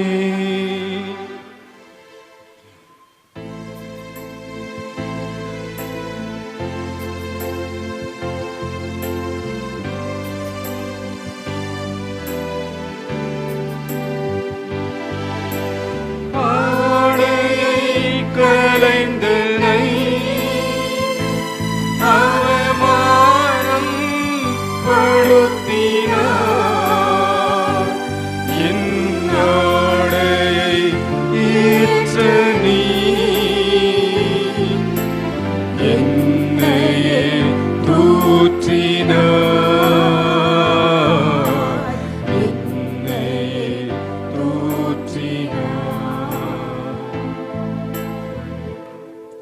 10ஆம் நிலை. திவ்ய இயேசுவை உம்மை ஆராதித்து வணங்கி உமக்கு நன்றி அறிந்து தோத்திரம் செய்கின்றோம். அதேனென்றாலும் ஒரு பாரமான சிலுவை கொண்டு உலகத்தை மீட்டு ரட்சித்தே. இயேசுவின் ஆடைகள் அகற்றுகின்றார்கள். யோவான் நற்செய்தி 19ஆம் அதிகாரம் 23 முதல் 24. இயேசுவை சிலுவையில் அறைந்த பின் படைவீரர் அவருடைய மேலுடைகளை 4 பாகமாக பிரித்து ஆளுக்கு ஒரு பாகம் எடுத்துக் கொண்டார்கள். அங்கியையும் அவர்களே எடுத்துக் கொண்டார்கள். அந்த அங்கி மேலிருந்து கீழ் வரை தையலே இல்லாமல் நெய்யப்பட்டிருந்தது. எனவே அவர்கள் ஒருவரை ஒருவர் நோக்கி, அதை கிழிக்க வேண்டாம், அது யாருக்கு கிடைக்கும் என்று பார்க்க சீட்டு குலுக்கி போடுவோம் என்றார்கள். வியர்வையாலும் இரத்தத்தாலும் நனைந்திருக்கும் இயேசுவின் உடைகளை களைகிறார்கள். அதில் அந்த ஆடை யாருக்கு என்பதற்காக சீட்டு போட்டு தேர்ந்தெடுக்கிறார்கள். ஆனால் உண்மையில் விலை மதிப்பில்லாதது அந்த ஆடைக்குள் இருந்த இயேசுவின் உடல்தான். மூடர்கள் முத்தை விட்டுவிட்டு சிப்பியை எடுத்துக் கொள்கிறார்கள். பாவத்தில் வீழ்ந்த மனிதர்களுக்கு முதலில் ஆண்டவர் அணிவித்து அழகு பார்த்தது ஆடைதான். மனிதர்கள் தங்களுக்கு தாங்களே செய்திருந்த இலைகளான ஆடைகளை அகற்றிவிட்டு ஆண்டவர் அவர்களுக்கு தோலான ஆடைகள் செய்து அணிவிக்கின்றார். இதனுடைய அர்த்தம் ஆழமானது. ஏனெனில் உயிரினங்களில் மனிதர் மட்டுமேதான் ஆடை அணிகிறான். பால் உணர்வுகளையும் அழகான திருமணம் என்ற வரம்புக்குட்பட்டு வெளிப்படுத்துவது மனித இனம் மட்டுமே. தட்ப வெப்பங்களிலிருந்து நம்மை ஆடையானது காப்பது போல இன்ப துன்பம் நம்மை தாக்காமல் கணவனும் மனைவியும் ஒருவருக்கொருவர் பாதுகாப்பு தருகிறார்கள். ஆடையானது அழுக்கப்படாமல் உடலை காப்பது போல தீய பழக்கங்கள் என்ற அழுக்கப்படாமல் கணவனும் மனைவியும் ஒருவரை ஒருவர் நேசித்துக் கொள்ளுகிறார்கள். உடற்குறைகளை வெளித்தெரியாமல் ஆடை மறைப்பது போல் கணவரின் குறைகளை மனைவியும் மனைவியின் குறைகளை கணவனும் மறைக்க வேண்டும். சமூகத்தில் ஆடை என்பது கௌரவத்துக்காக அணியப்படுகிறது. கணவனும் மனைவியும் ஒருவர் மற்றவரின் கௌரவமாய் அமைய வேண்டும். அதுபோலவே ஆடை அடையாளத்துக்காகவும் அணியப்படுகிறது. கணவனும் மனைவியும் ஒருவர் மற்றவரின் அடையாளமாக இருக்க வேண்டும். ஆடை அழகுக்காக அணியப்படுகிறது. அதுபோல கணவனும் மனைவியும் அழகுபடுத்துபவர்களாக இருக்க வேண்டும். சிறந்த அழகு தூய்மைதான். எனவே ஒருவருக்கொருவர் ஆடையாக இருவரும் தூய்மையாக இருக்க வேண்டும். ஆடை நாகரிகத்திற்கான குறியீடு. ஆடை இல்லாதவன் அரை மனிதன். திருமணத்தில்தான் ஆணும் பெண்ணும் முழுமையடைகிறார்கள். ஆடையில் ஒரு சமூகத்தின் பண்பாடு வெளிப்படும். கணவன் மனைவி என்கிற ஆடையிலும் இந்த பண்பாடு வெளிப்படுகிறது. ஒருவனுக்கு ஒருத்தி என்ற நேர்மையின் வெளிப்பாடு இந்த பண்பாட்டில் வெளிப்படுகிறது. ஆடை அழுக்காகிவிட்டால் தூக்கி எறிந்து விடக்கூடாது, சலவை செய்து அணிந்து கொள்ளுகிறோம். சற்றை கிழிந்து விட்டாலும் தைத்து அணிந்து கொள்ளுகிறோம்.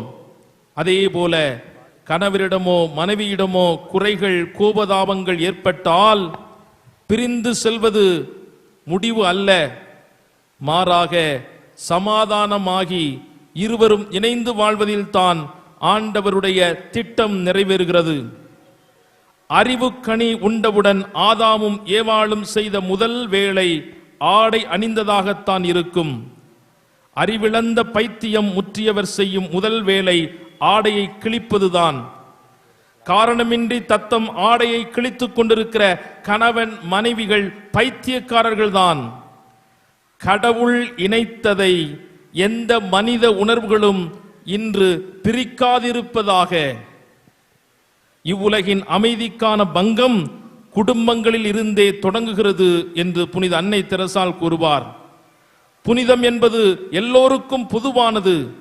உண்மையாக சொல்ல போனால் புனிதம் என்பது குடும்பங்களில் இருந்துதான் தொடங்குகிறது. புனிதத்தில் நிலைத்திருக்கும் குடும்பங்கள் அனைத்தும் இறையருளின் வெளிப்பாடே என்று மறைந்த திருத்தந்தை பிரான்சிஸ் அவர்கள் உரைக்கிறார்கள். ஆகவே பெங்களூர் மறை மாவட்டத்தில் நாம் எல்லோரும் இணைந்து நினைவு கூர்ந்து கொண்டாடி கொண்டிருக்கின்ற தம்பதியர்கள் தினத்தை, தம்பதியர்கள் ஆண்டை ஒவ்வொரு குடும்பமும் நினைவு கூர்ந்து கணவன் மனைவி, மனைவி கணவன் இவர்கள் நிறைவு செய்து கடவுளின் திட்டத்தை நிறைவேற்ற இறையருள் வேண்டி ஆண்டவரிடத்தில் மன்றாடுவோம். ஆமீன். எங்கள் பேரில் தயவாயிரும் சுவாமி, எங்கள் பேரில் தயவாயிரும். மரித்த விசுவாசிகளின் ஆன்மாக்கள் இறைவனின் இரக்கத்தினால் நித்திய சமாதானத்தில் இளைப்பாறு கடவன. ஆமென்.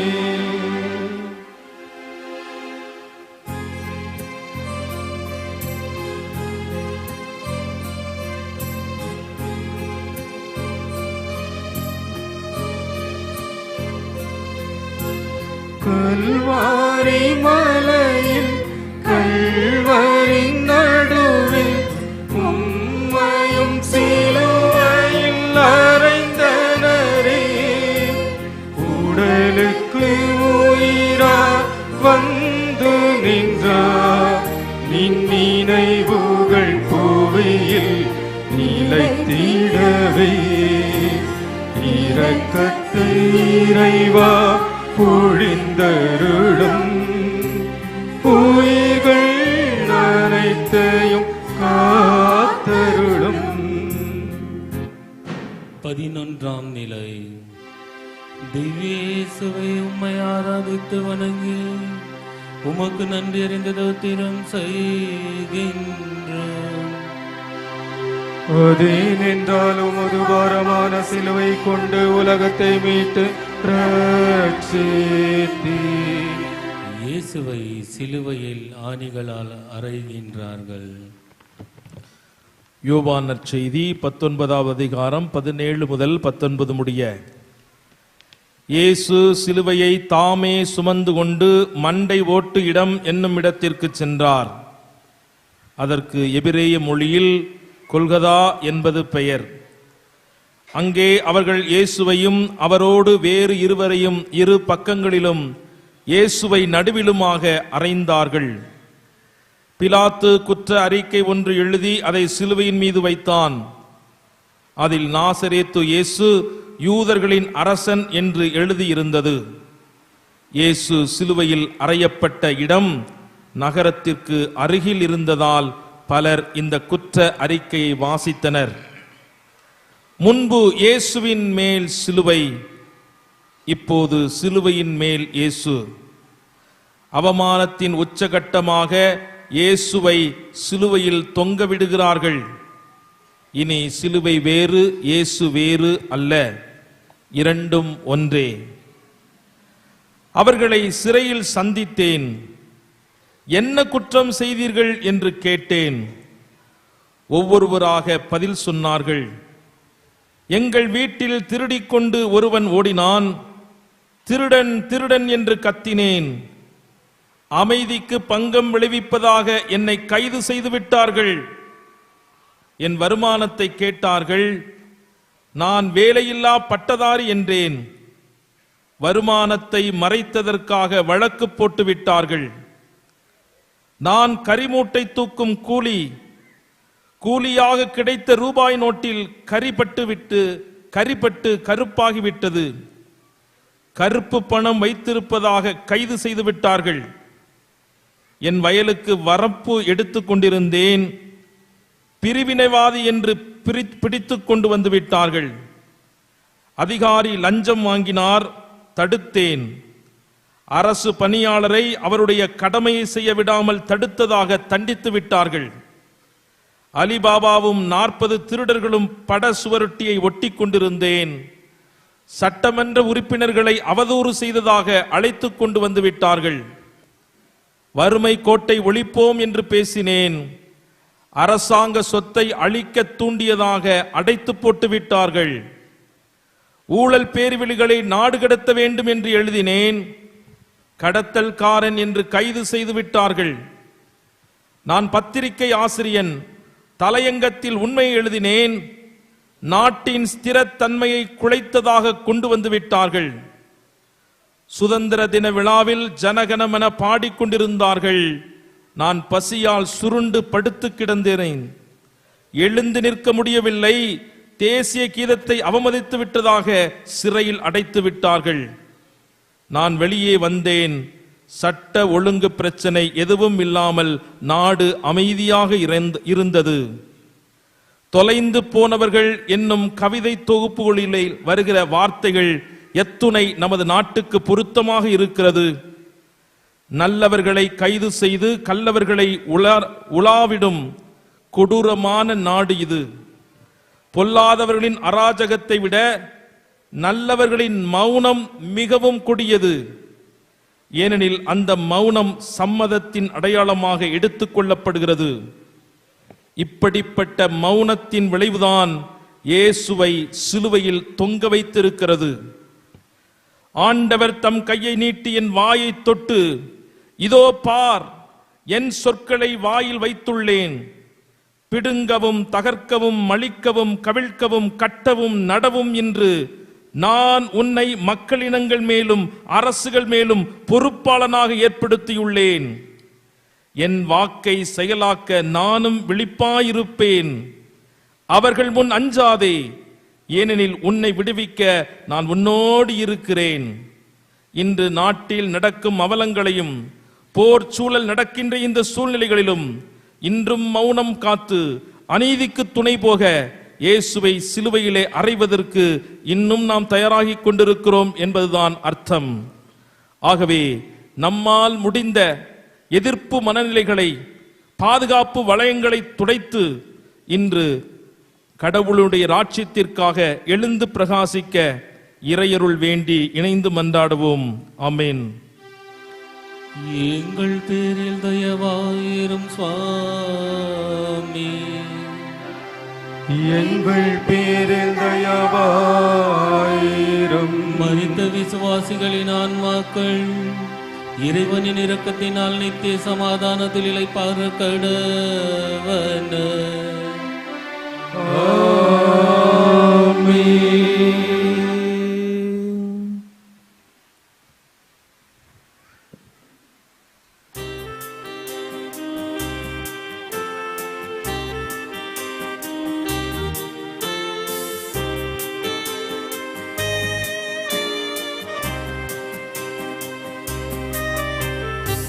எனக்காக பிறந்தி, எனக்காக வாழ்ந்தி, எனக்காக மரித்தீரே. இறைவா எமக்காக மரித்தீரே. 12ஆம் நிலை. திவ்ய இயேசுவை உம்மை ஆராதித்து வணங்கி உமக்கு நன்றி அறிந்த தோத்திரம் செய்கின்றோம். ஏனென்றால் உமது பாரமான சிலுவை கொண்டு உலகத்தை மீட்டு ரட்சித்தீர். நமக்காக சிலுவையில் உயிர் கொடுக்கும் இயேசு. மத்தேயு நற்செய்தி 27ஆம் அதிகாரம் 45 மற்றும் 46. நண்பகல் 12 மணி முதல் பிற்பகல் 3 மணி வரை நாடு முழுவதும் இருள் உண்டாயிற்று. 3 மணியளவில் இயேசு ஏலி ஏலி லமா சபக்தானி, அதாவது என் இறைவா என் இறைவா ஏன் என்னை கைவிட்டீர் என்று உரத்த குரலில் கத்தி உயிர் விட்டார். அனைவரும் முழந்தாள் படியிட்டு இறந்த இயேசுவுக்கு நாம் மதிப்பும் மரியாதையும் செலுத்துவோம்.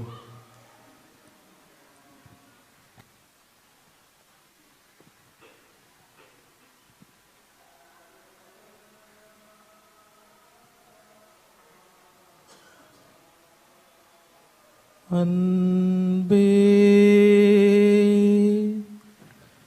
கல்வாரி அன்பே, உம்மை பார்க்கையிலே என் உள்ளம் உடையுதப்பா.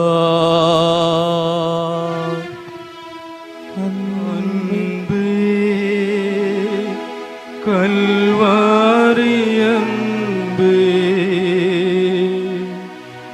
உம்மை பார்க்கையிலே என் உள்ளம் உடையுதப்பா. தாகம் தாகம் என்றீ எனக்காய் ஏங்கி நின்றீ. தாகம் தாகம் என்று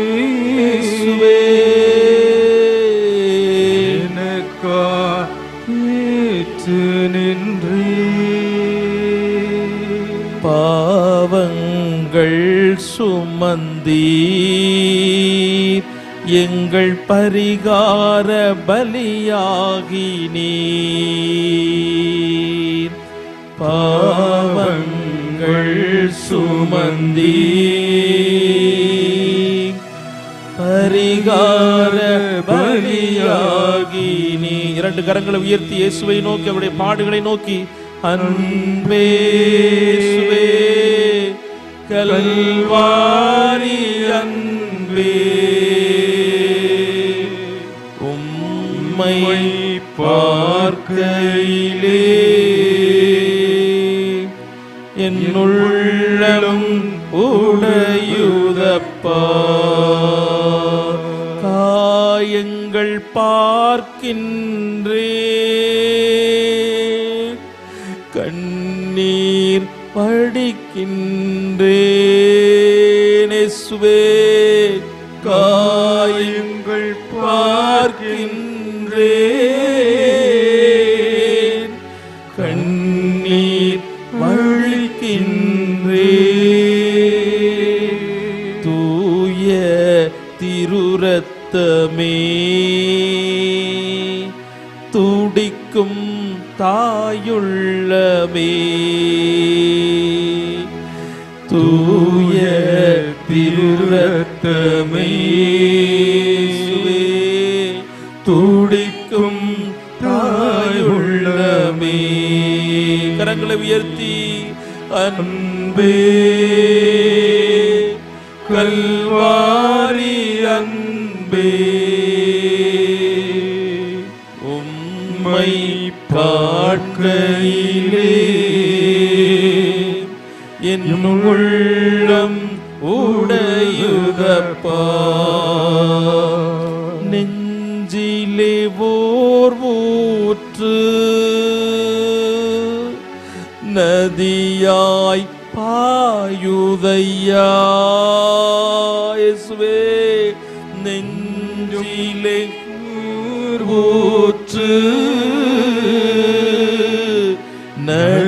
நதியாய் பாயுதையா. மனிதர்கள் மூழ்கணுமே, மறுரூபமாகணுமே.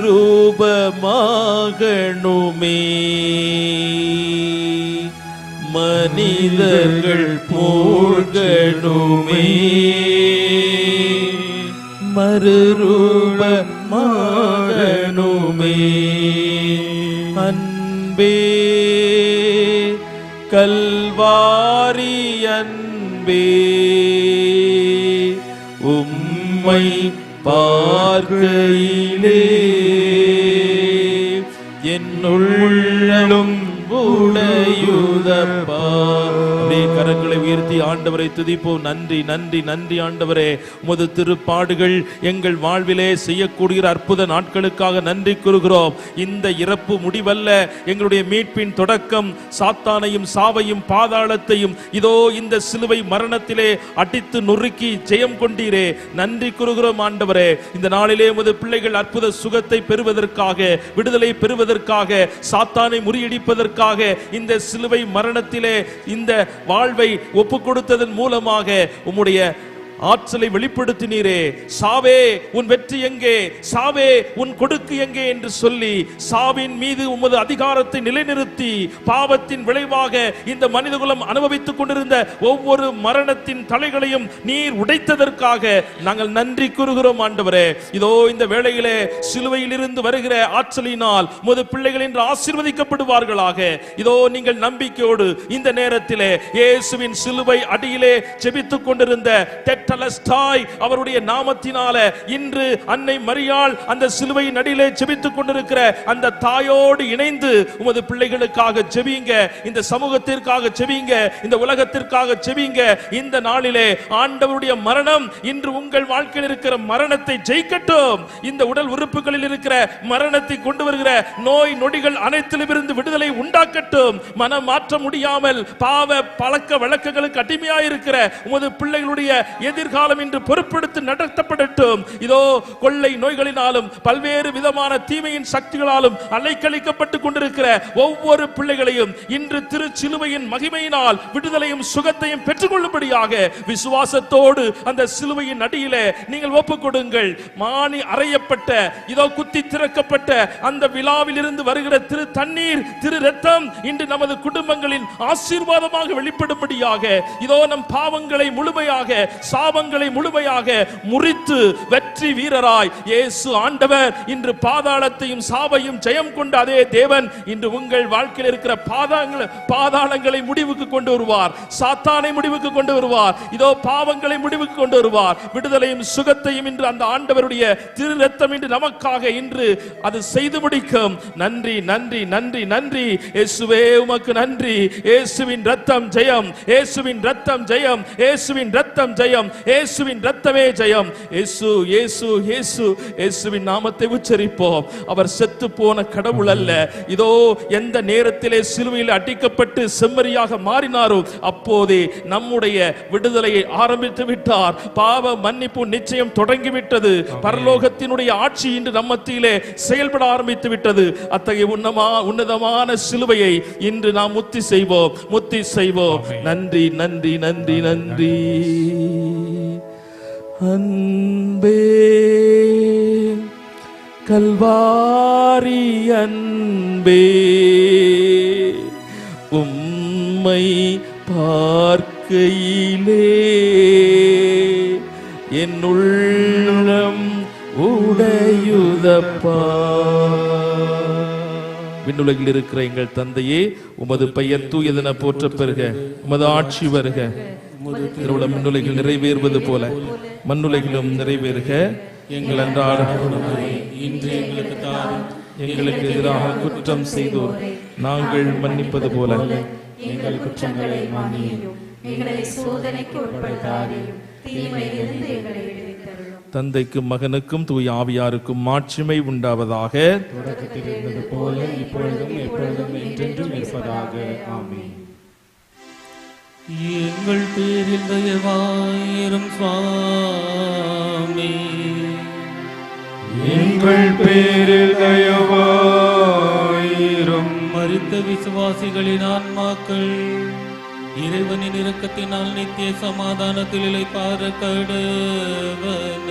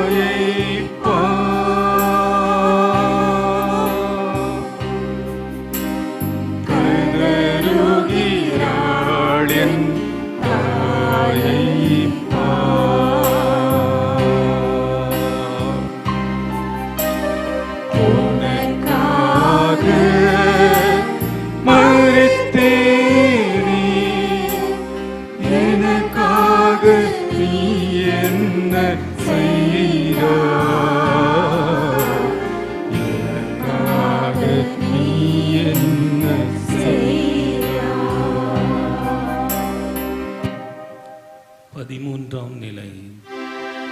திவ்யேசுவை உம்மை ஆராதித்து வணங்கி உமக்கு நன்றெறிந்த தோத்திரம் செய்கின்றோம். நமது பாரமான சிலுவை கொண்டு உலகத்தை மீட்டு ரட்சித்தீர். தாயின் மடியில் இயேசு. சக்கரியா புத்தகம் 12வது அதிகாரம் 10வது இறை வார்த்தை. நான் தாவீது குடும்பத்தார் மேலும் எருசலேமில் குடியிருப்போர் மேலும் இரக்க உள்ளத்தையும் மன்றாடும் மனநிலையும் பொழிந்தருள்வேன். அப்போது அவர்கள் தங்கள் ஊடுருவ குத்தியவர்களையே உற்று நோக்குவார்கள். அவனை உற்று நோக்கி ஒரே பிள்ளையை பறிகொடுத்து ஓலமிட்டு அழுபவரை போலும், இறந்து போன தம் தலை பிள்ளைக்காக கதறி அழுபவர் போலும் மனம் கசந்து அழுவார்கள். இறந்த இயேசுவின் உடல் அவரது அன்பு தாயின் மடியில் வளர்த்தப்படுகிறது. உயிரற்ற மகனின் உடல் கண்டு உள்ளம் குமுறுகிறார் அன்னை மரி.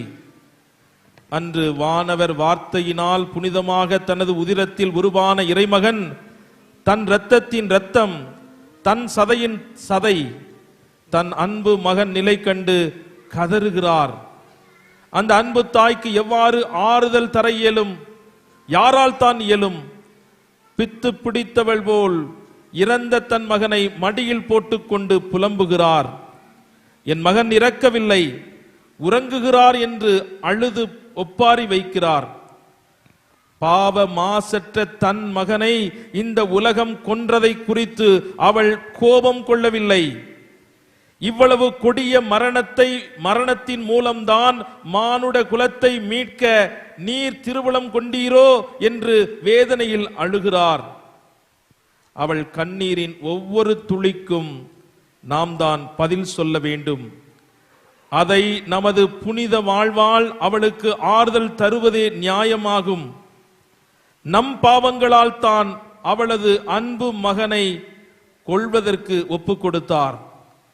நம்மீது சிறிதும் அவருக்கு வருத்தமில்லை. மாறாக தம் மகனின் மரணத்தால் நாம் பெற்றுக்கொண்ட அன்பு வாழ்வை போற்றி காத்திட வேண்டும் என்றுதான் அவளது கண்ணீர் இன்றும் ஒவ்வொரு நாளும் வெளிப்படுத்தப்பட்டு கொண்டிருக்கிறது. பாவத்திலிருந்து விடுபட வேண்டும் என்று எண்ணுகிறவர்கள் எல்லாம் தூய கன்னிமரியாவை நோக்கி கூக்குரலிட்டு அலையுங்கள். அவளுடைய அன்பு கரங்களுக்குள் வீழ்ந்து விடுங்கள். அவரே நமது ஆபத்துக்களில் விரைந்து வந்து உதவி செய்ய ஆவலாய் காத்திருப்பவள். அவருடைய உதவியை நாடிய ஒருவரும் கைவிடப்பட்டதாக உலகில் சொல்ல கேள்விப்பட்டதில்லை என்று புனித பெர்னதத் தனது ஜெபத்தில் கூறுவார். அன்னை மரியாள் புதிய ஏற்பாட்டு அடைக்கல நகரம். அவளிடம் தஞ்சம் புகுகிற எந்த ஆன்மாவையும் அழியாமல் பாதுகாத்து பரலோகம் சேர்த்திடுவாள் என்று பதுவை புனித அந்தோணியார் கூறுகிறார். எப்போதும் விண்ணக தாயோடு நீங்கள் நெருங்கி இருந்தீர்கள் என்றால் அவருடைய அருளால் பேறுபலன்களால் உங்களை தப்பாமல் விண்ணகம் சேர்த்திடுவாள் என்று புனித பாத்திரே பியோ கூறுவார்.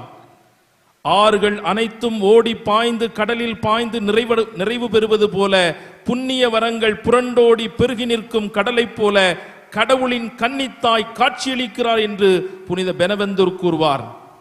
இப்பேற்பட்ட தாய் உள்ளத்தோடு தரணியை பாதுகாக்க கடவுளால் கொடுக்கப்பட்ட அன்னையின் பேரருளுக்குள் ஆண்டவர் இயேசுவை போல நாமும் அடைக்கலம் புகுவோம். தாய் தன் பிள்ளையை தேற்றுவது போல நான் உங்களை தேற்றுவேன். எருசலேமில் நீங்கள் தேற்றப்படுவீர்கள், இதை நீங்கள் காண்பீர்கள். உங்கள் இதயம் மகிழ்ச்சி கொள்ளும், உங்கள் எலும்புகள் பசும்புல் போல் வளரும். ஆண்டவர் தம் ஆற்றலை தம் ஊழியருக்கு காட்டுவார் என்ற வார்த்தையை நம்பி அந்த அன்னையினுடைய பேரருளுக்கு நம்மை ஒப்புக் கொடுத்து மன்றாடுவோம். ஆமென். அருள் நிறைந்த மரியே வாழ்க, ஆண்டவர் உடனே பெண்களுக்குள் ஆசீர்வதிக்கப்பட்டவள் நீரே, உம்முடைய திருவயிற்றின் கனியாகிய இயேசுவும் ஆசீர்வதிக்கப்பட்டவரே. புனித மரியே, இறைவனின் தாயே, பாவிகளாய் இருக்கிற எங்களுக்காக இப்பொழுதும் எங்கள் இறப்பின் வேளையிலும் வேண்டிக் கொள்ளும். ஆமென். எங்கள் பேரில் தயவாயிரும் சுவாமி, எங்கள் பேரில் தயவாயிரும். மரித்த விசுவாசிகளின் ஆன்மாக்கள் இறைவனின் இரக்கத்தினால் நித்திய சமாதானத்தில் இளைப்பாற கடவன. ஆமென்.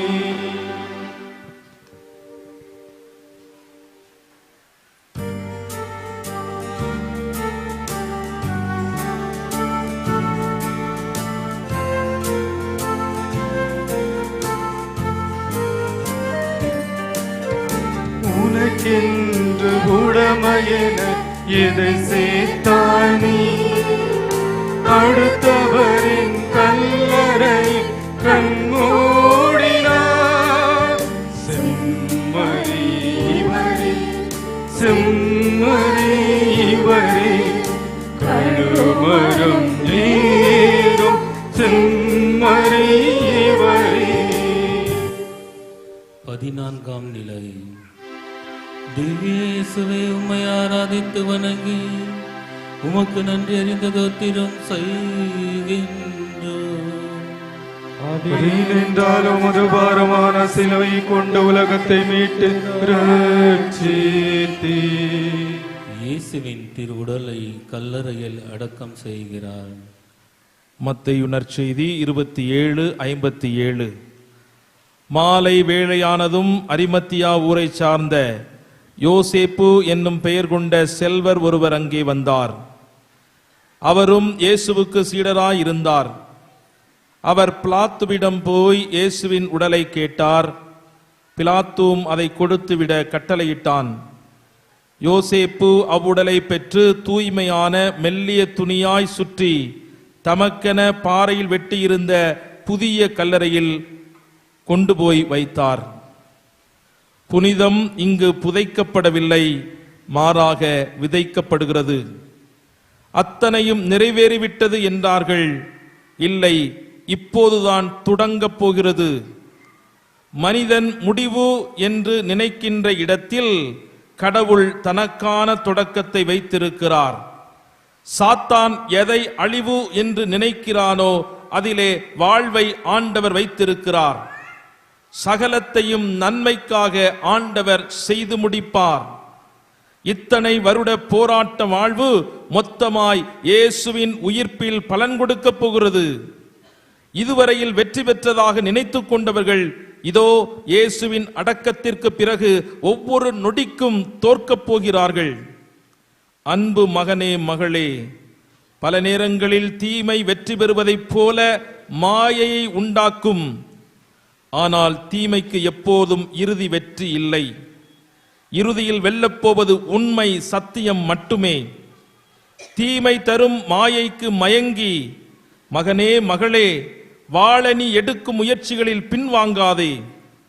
ஏனெனில் இறுதியில் வெல்லப்போவது எனது சத்தியம், எனது உண்மை மட்டுமே. நீங்கள் எனக்கு தீமை செய்ய நினைத்தீர்கள், ஆனால் கடவுள் அதை இன்று நடப்பது போல் திரளான மக்களை உயிரோடு காக்கும் பொருட்டு நன்மையாக மாற்றிவிட்டார் என்று தொடக்க நூல் புத்தகம் 50:20 நாம் வாசிக்கிறோம். இன்று இங்கே அடக்கம் செய்யப்பட்டவர் நம் வாழ்க்கையிலே உயிர்க்க இணைந்து நன்மைகளிலே இணைந்து நிலைத்து அவரை பின்பற்ற இறையருள் வேண்டி இணைந்து மன்றாடுவோம். ஆமென். எங்கள் பேரில் தயவாயிரும் சுவாமி, எங்கள் பேரில் தயவாயிரும். மரித்த விசுவாசிகளின் ஆன்மாக்கள் இறைவனின் இரக்கத்தினால் நித்திய சமாதானத்தில் இளைப்பாற கடவன.